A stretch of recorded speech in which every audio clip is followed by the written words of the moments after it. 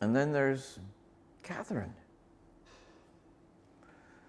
What's the age difference between Laura and Catherine? Mary? Mary, what's the age difference between Laura and Mary? Between Laura And Catherine? Catherine, about a year. A year, yeah. A year. Wow. So you are 25 years old and you have a baby, and Yeah. then you're 26 and you have another baby. Yeah. Whoa. So, And that's during the 60s, yeah. when she's having fun in San Francisco. Yeah. You missed that. Not quite. Catherine also enjoys a life of the mind. We share books and talk, things of that sort. All the fabulous art museums in Boston and London, and they're just things I really still enjoy doing. So we go to the ballet a bit, and Brooke and I are going to the art museum right now. See ya. And I think she shares an emerging interest in her spiritual life.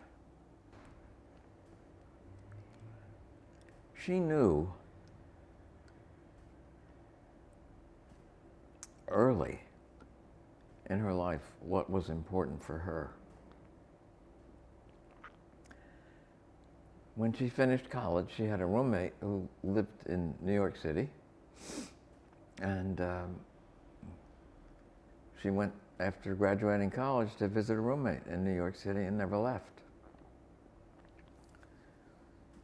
Later on, she found a husband. She found a man who shared a ski house in the winter, who lived in Boston, who was a fan of the Celtics and the Red Sox and total Boston guy. He lives in New York now with her. So she was very centered on wanting to live in that wonderful, high voltage world of New York City. I mean, when you hang out with Catherine, you find out very quickly that no matter when you see her, she looks frickin' stylish and elegant. It makes no difference where or when. So she walks above the jungle, and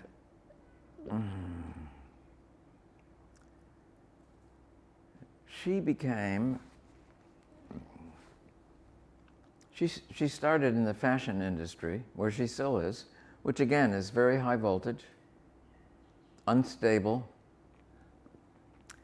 and for a while I thought a superfluous human endeavor to worry about clothing styles that change every year.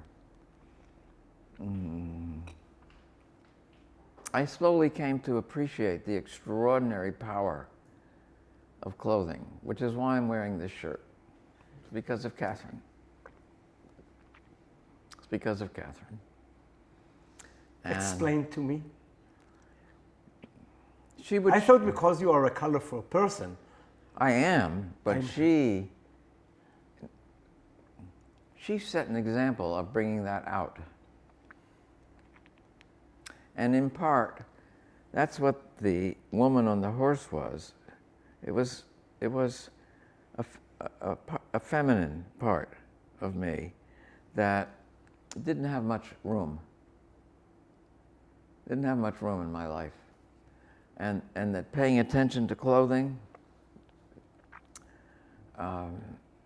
was a feminine thing. I wanted clothing that would last for 10 years. I wanted military clothing that wouldn't break. And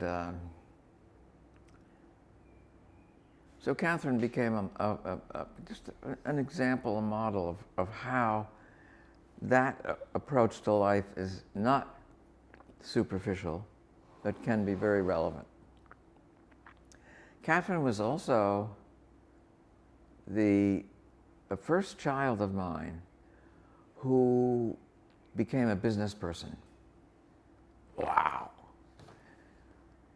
We would talk about marketing strategy and overall strategy and problems with people and leadership, and I don't know if I encouraged her or not, but she went to her first Dale Carnegie training program in New York City, and she became a public speaker. A very good one, which of course was one way that I earned my living for many years. So that was a great,